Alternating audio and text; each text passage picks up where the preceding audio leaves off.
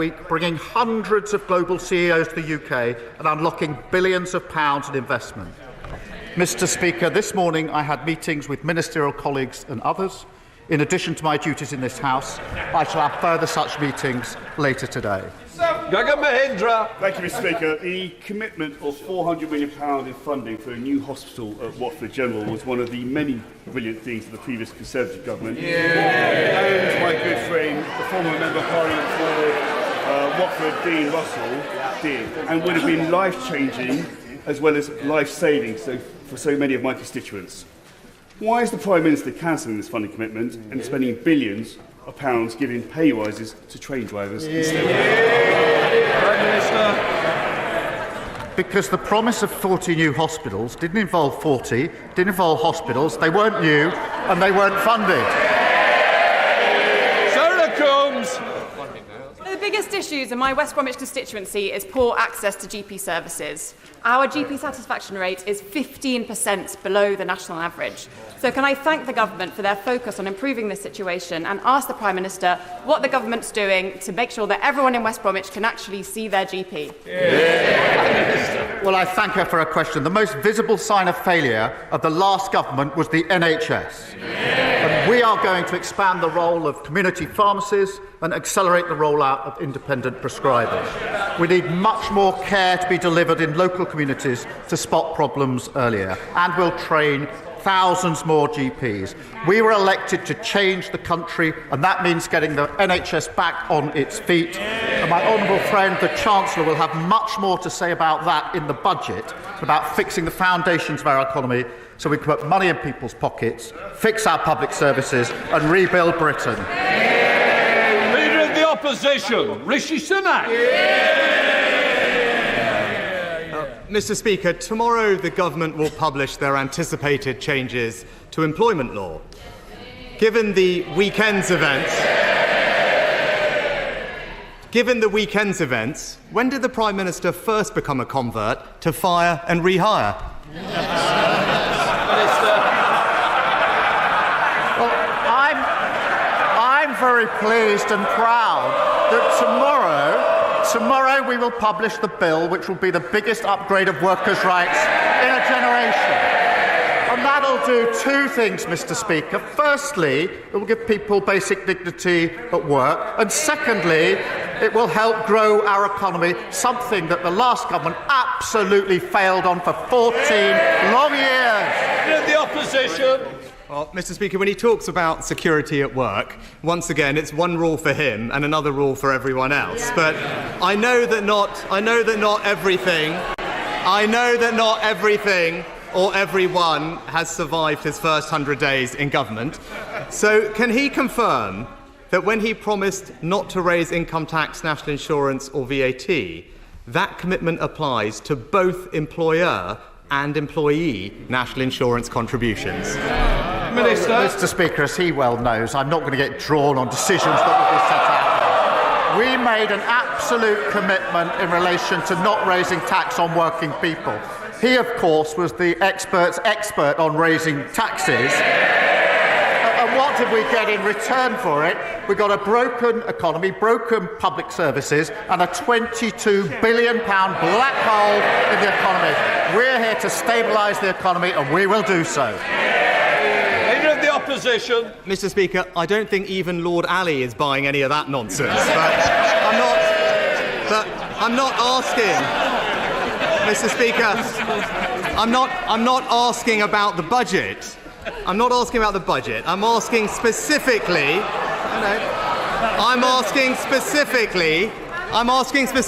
about the promise he made to the British people. So let me ask him again, just to clarify his own promise. Does his commitment not to raise national insurance apply to both employee and employer national insurance contributions? Prime Minister. We set out our promises in our manifesto. We returned with a huge majority to change the country for the better. And I stick to my promises in the manifesto. But I notice it's question 3, and it hasn't yet welcomed the investment into this country. We've had in recent months £8 billion from Amazon for jobs across the country. £10 billion from Blackstone's jobs across the North East. £22 billion on carbon capture, jobs in the North East and the North West. 500 million, Mr. Speaker, for UK buses in Northern Ireland. While we're investing in our economy, what are they doing? They're arguing about whether to scrap maternity pay. Leader of the Opposition. Mr. Speaker, I'm very happy to welcome investments that this government negotiated, but when it comes to his answer on tax, Mr. Speaker, businesses across the country would have found his answer just about as reassuring as Sue Gray did when he promised to protect her job, Mr. Speaker. So let me turn. It's no wonder confidence is plummeting on his watch, which he didn't mention, but turning to another commitment. Before the election, his Chancellor said changing the debt target in the fiscal rules would be tantamount to fiddling the figures. Does he still agree with the Chancellor?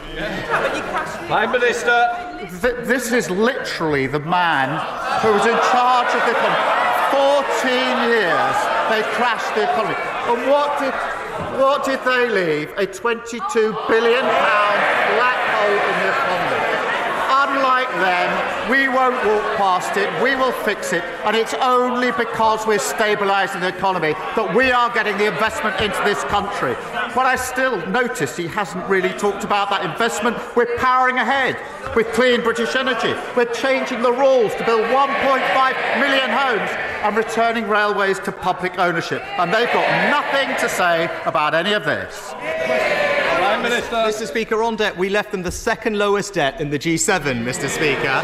And as the Institute of Fiscal Studies have said... Order. I will hear the Leader of the Opposition. Mr. Speaker, as the Institute of Fiscal Studies have said, it's hard to escape the suspicion that the government is attracted to this change because it would allow for significantly more borrowing.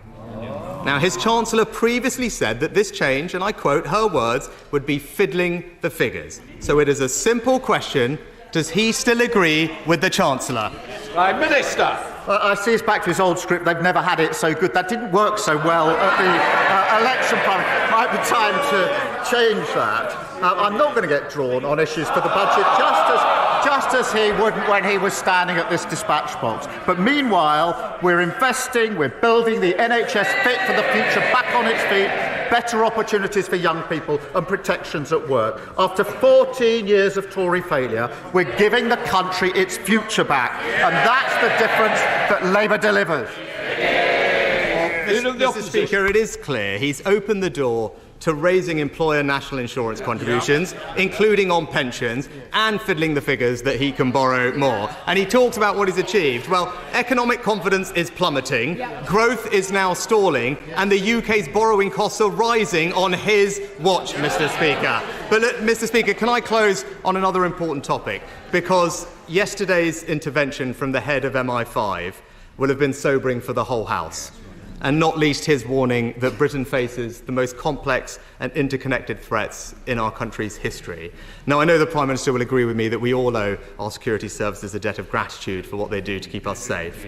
But can the Prime Minister confirm that the forthcoming terrorism bill will give our security services the powers they need to tackle evolving threats? And I can assure him of our constructive support on these vital questions of national security in the same spirit that he provided that support to me. Prime Minister. Well, I can confirm that we will give the security forces and services the powers that they need, and I hope that is a shared objective across the House. They do an incredibly important job for us. But he talks about the economy. It's a real shame the party opposite can't simply... Well, he did at the beginning of his question a moment ago. Listen on. It's a shame they can't celebrate Britain's success under this government. Of course we've got to take tough decisions. But when investment is pouring in, as it has been in recent weeks, when the NHS strikes are coming to an end, when houses are getting built, we're delivering the biggest upgrade of workers' rights in a generation. It's time for them to accept that we're fixing the foundations. So whilst they fight amongst themselves in the comfort zone of unfunded promises, threatening to scrap the minimum wage, we're going to get on with the job of clearing up the mess that they made and making a better country that people are crying out for. Adam Jogi. Thank you, Mr. Speaker. Mr. Speaker, cancer is hard on the patient and it's hard on their families, as my family knows all too well this year. Can I ask the Prime Minister to commit to doing all he can to improve research, early diagnosis and patient care for those with cancer? And will he join me in thanking the NHS staff who've looked after my dad in recent weeks and thousands of cancer patients like him in Newcastle-on-Lyme and up and down our United Kingdom? Prime Minister. I was sorry to hear about my honourable friend's father, and I think we would all pass him our best wishes. Cancer is another example of the dreadful state the last government left the NHS in.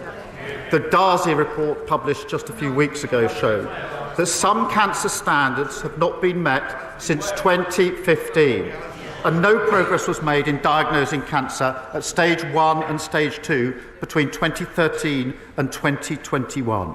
So I'm really pleased that we've just announced £6.4 million research network developing new AI software to identify cancer early. We will get the NHS catching cancer on time, diagnosing it earlier and treating it faster. Leader of the Liberal Democrats, Sir Ed Davey.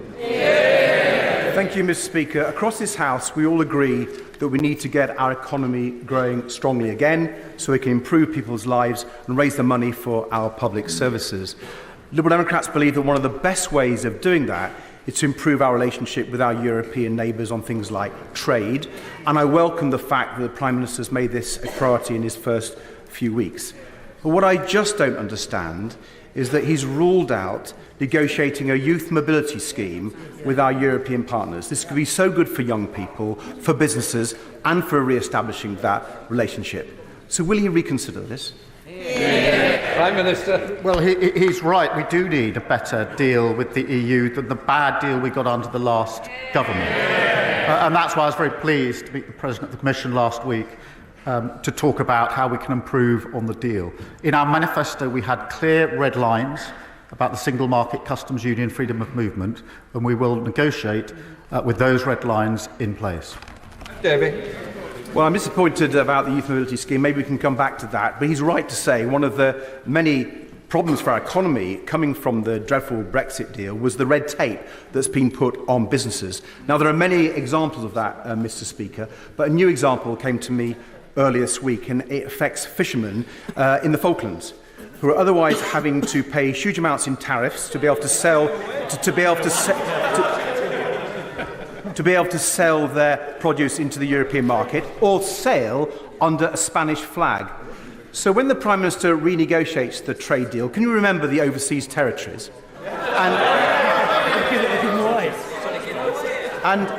And ensure that British citizens fishing off the Falklands can sail proudly under the Union Jack? Prime Minister. My uncle nearly lost his life when his ship was torpedoed defending the Falklands. They are British and they will remain British. And sovereignty in Gibraltar is equally not to be negotiated. Of course, we will do everything we can to make it easier for all businesses to trade more freely so that we can grow our economy. I'm very, very clear about the Falklands. It's personal to me. John Pierce. Thank you, Mr. Speaker. Conservative-led Derbyshire County Council are proposing to cut adult day centres and care homes across Derbyshire. My constituent, Pat, was diagnosed with dementia in 2016. The Jubilee Centre in New Mills is a lifeline for her and her family. She always returns happier, less confused and less anxious. And for her partner David and main carer, it provides vital respite while she's there. They do not know how they'll survive without it. Will the Prime Minister join with me in asking the Conservatives on Derbyshire County Council to think again and oppose these devastating cuts to older people and their families? Well, I'm shocked to hear of the impact on Derbyshire Council that he's just described, who are proposing cutbacks on adult social care. And councils across the country were at the front line of the last government's ruinous economic failure. It's left people who rely on services counting the cost. Now, there's no quick fix to this, but we will provide councils with more stability and certainty through multi-year funding settlements. ensuring councils can plan their finances for the future properly. And we will work with local leaders to deliver this. Thank you, Prime Minister. Any sense of unease that though he is the Prime Minister of Great Britain and Northern Ireland, there are over 300 areas of law in Northern Ireland where the legislation is made in a foreign parliament. Has the Prime Minister any ambition of recovering UK sovereignty over those 300 areas of law and thereby restoring the equal citizenships of my constituents and ending their disenfranchising in respect of making laws that govern much of their economy? Prime Minister. I thank him for raising that issue, which of course is an important issue. The Windsor framework was negotiated by the last government. We supported it, and we continue to support it, and will work to make sure it's implemented properly and fully. Dave McHillier. Mr. Speaker, 1 in 2 children in my constituency live in poverty after housing costs are taken into account. So I welcome the government's commitment to tackling child poverty. But we all know that every year of poverty has a long-term impact. So could the Prime Minister tell us that the Welcome Child Poverty Task Force, which is underway, could he tell us when he expects that to report so we can see action? Well, I thank my honourable friend for a very important question. It is appalling that child poverty went up 700,000 since 2010. And after the last Labour government did so much to bring it down, and tackling this is at the heart of our mission to break down the barriers to opportunity. The task force is developing the strategy to reduce child poverty, and it will be published in spring of next year. Shabana Rajic. Speak for Leicester. The Prime Minister's decision to impose VAT on independent schools strips hard-working families of the choice for what is best for their children, while risking job losses for teachers, increasing class sizes and squeezing state school resources to their absolute limit. With these impending threats, what actions is the Prime Minister taking to mitigate these effects if he is not undertaking an impact assessment to understand them? But I do understand that many parents across the country save hard to be able to send their children to private school because they have aspiration for their children. So does every parent who sends their children to a state school. And the problem we have is we don't have enough teachers in key subjects in our state secondary school. Now, the party opposite may be prepared to tolerate that. I'm not. And that's why we've made this change to fund 6,500 teachers. And they chunter on. But they have to answer the question, which none of them are answering. If they're not going to make this change, are they going to leave our state secondaries without the teachers they need? Or are they going to cut the education budget by £1.5 billion? Which is it?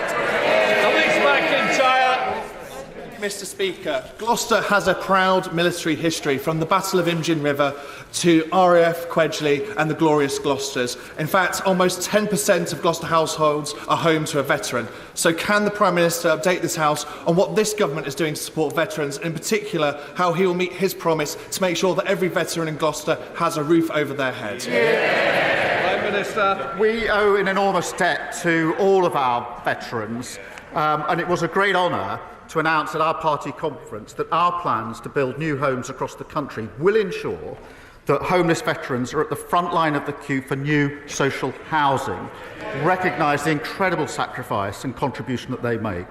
We will repay all those who served us and house all veterans in housing needs, ensuring homes are there for heroes.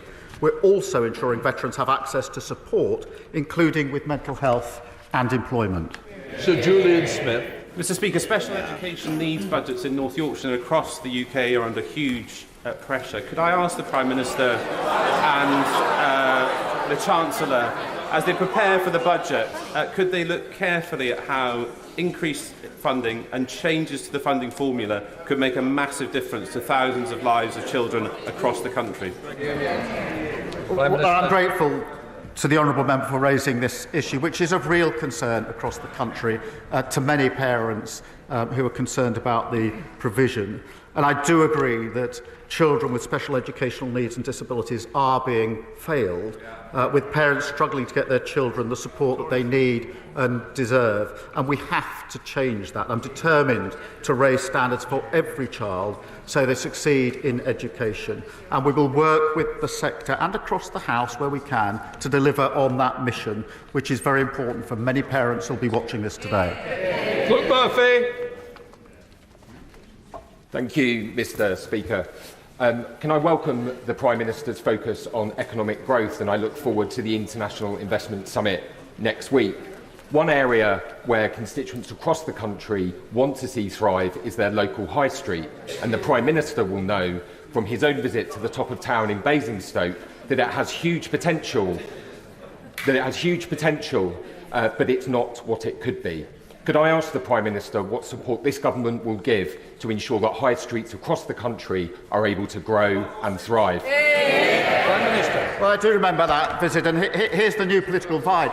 Invest with Labour or decline with the Tories. And that's why I was very pleased to read out the investments we've had in the last few weeks. We've got a big summit coming up on Monday, hundreds of CEOs coming, and I'm confident we'll be making further such investment announcements in weeks to come.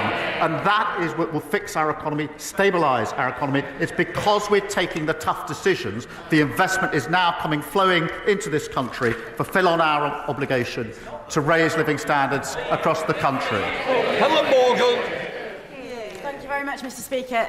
The A483 runs through my constituency from Llanymynech to Oswestry, and it's one of the busiest and most dangerous roads in the constituency. And National Highways say that the crossroads at Llwnclwys is the worst accident black spot in the Midlands. They've got a proposal to improve the situation, but Treasury rules place a higher value on road speed than they do on the lives of North Shropshire's residents. So will the Prime Minister look at flexing these rules to back National Highways and back my residents to give them the safe road they deserve? Prime Minister. Well, I thank the honourable member for raising this, and it's obviously a really big, important issue in her constituency. And it is vital that as we invest, we do improve safety and deliver better journeys for drivers. National Highways, I think, is continuing to study the case for safety improvements to the A483 and will continue to do so. Decisions, as you probably know, will be set out under the third road investment strategy. And I know that the Roads Minister will have heard her representations, and I'm sure will agree to a meeting if that is what you'd like. Phil Brickle. Bolton Hospice provides vital services to individuals with life-limiting conditions. Yet, like hospices across the country, it faces a difficult financial future and is reliant on fundraising, including the kind donations I was able to raise when I climbed Mount Kilimanjaro last year, and from the campaign run by the local paper, the Bolton News. Can the Prime Minister tell me what steps he is taking to ensure hospices like the one in Bolton are put on a sustainable financial footing? Well, look, can I first congratulate him on his efforts in relation to the local hospice. We want everyone to have access to high-quality care and end-of-life care. And that is why we require all local NHS bodies to commission services from hospices to meet the needs of their local populations.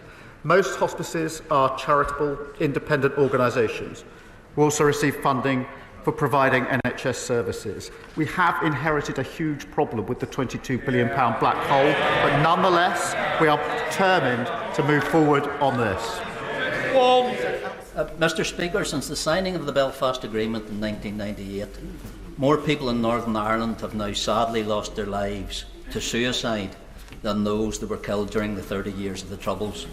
Would the Prime Minister agree that the challenges with poor mental health in Northern Ireland, some of which are directly related to the violence of our past, is a unique and pressing legacy of the Troubles? So would he therefore commit to tasking his government to work collaboratively with the Department of Health in Northern Ireland to explore how these issues can be properly recognised and resolved? Well, I thank him for raising this important issue. I do know firsthand the deep impact that the Troubles have had on so many in Northern Ireland, and we must ensure that those with mental health issues receive the support and the care that they need. Now, public services obviously devolved in Northern Ireland, but we will work with the executive and leaders to support them in delivering better outcomes, which is why my Secretary of State for Health spoke to the Health Minister in Northern Ireland in the first week he was in the department. And I'm sure that he'd be prepared to follow up should the honourable member wish so. John Morris. Thank you, Mr. Speaker. In my constituency of Hexham, frightened parents and their families having to fight tooth and nail and travel extremely long distances to secure fair treatment and full education for their children. Can the Prime Minister outline the steps that the government will take to improve outcomes and results for SEND families, particularly in the most rural parts of the North East? Prime Minister. Well, I thank him for his question. I think this reinforces that the SEND provisions were a failure of the last government, particularly in rural communities. This has come from both sides of the House. It's a really important issue. We have a duty now to pick this up and to ensure that all children with SEND receive the right support to succeed in their education, and we will continue to do so. David Davis. On the assisted dying private members' bill, the government's quite rightly staying neutral. But the real issue with that bill is the time constraints of private legislation make it very difficult to get it right first time. If we get this wrong first time, the consequences are too terrible to contemplate. In 1967, the government of the day gave the government time to allow David Steele's abortion bill to go through. Would the Prime Minister commit to giving extra time, out of government time, to this bill to ensure that we get this right first time? Prime Minister.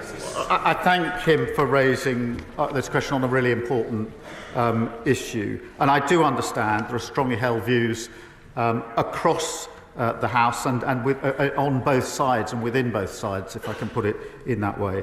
I do agree with him that it is important that we ensure that any change to the law, if there is to be one, is effective.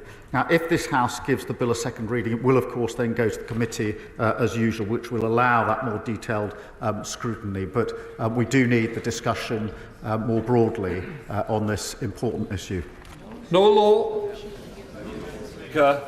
With shared prosperity funding drawing to a close and Cornwall having some of the greatest potential in Europe in critical minerals and renewable energy, it's time for our aspiring Celtic tiger to identify much more strategic sources of investment funding which take us away from the short-termist begging bowl politics of the last decade.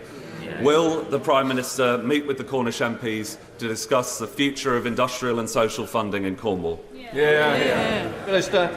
Well, my honourable friend is a proud Cornish MP and is absolutely right that economic growth must be spread across the country. It cannot simply be focused in the South East and London. And he'll have seen today, no doubt, the Floating Offshore Wind Task Force report, which sets out that the UK's industry can support tens of thousands of jobs, including huge opportunities, job opportunities in the South West. And I will ensure that a meeting is arranged with him, with the appropriate minister.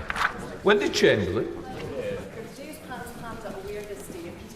That affects thousands of children potentially across the UK. I first raised it in this chamber 18 months ago when I heard about the devastating impact from a constituent. Does the Prime Minister agree with me that it should not be for a charity to fund the pathway analysis and research that is needed to ensure that people and children get the support that they need? And will he help facilitate a meeting for me with the charity and the Department for Health? Prime Minister. Well, can I first thank her for raising this important issue and reminding the House of the impact that it has. And certainly, I think I can arrange that meeting so we can take that further forward. Thank you. Mary Kelly-Ford. Thank you, Mr. Speaker. Constituents in the City of Durham are anxious about the financial situation at Durham County Council. The Tories' unfair funding formula has seen essential public services hollowed out, such as social care, whilst the demand is increasing. So what assurances can the Prime Minister give me that essential services will be restored and that a new funding formula will be genuinely a fair one, focusing on the needs of my constituents, especially the most vulnerable? Prime Minister. Well, she highlights yet another failing of the last government. because successive years of underfunding have left councils experiencing significant budget pressures, and that's felt by constituents and residents and individuals across the country. This government will clear up the mess, will get councils back on their feet. Partly, multi-year funding settlements will help to allow longer-term work to be done. But we recognise the importance of councils. They know their communities best, and with greater stability we can support them in ensuring the service that they provide get to the people that need it.